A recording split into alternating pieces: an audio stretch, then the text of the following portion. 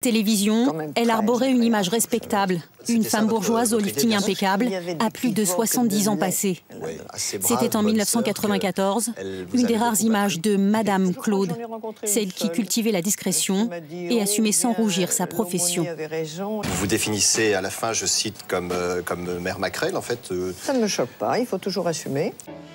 Madame Claude et la prostitution, une affaire qui commence dès les années 50 dans le milieu du banditisme.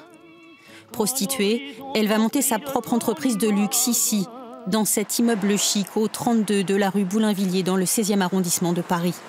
Entre 1960 et 70, des dignitaires, des ministres, des banquiers vont apprécier les charmes des filles de Madame Claude. Pour entrer dans ce réseau de prostitution de luxe, les filles subissent les changements physiques édictés par la patronne via la chirurgie esthétique.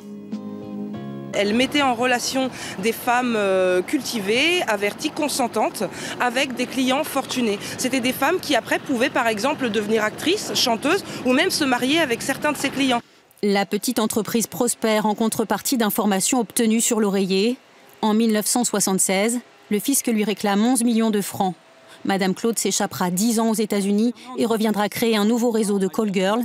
Elle est poursuivie pour proxénétisme aggravé. Un tout petit réseau, Monsieur le Président, assure Madame Claude devant le tribunal. Vous savez, il ne me reste plus rien. Il faut bien que je continue à gagner ma vie. Depuis, Madame Claude s'était retirée sur la Côte d'Azur, gardant jalousement ses secrets d'alcôve.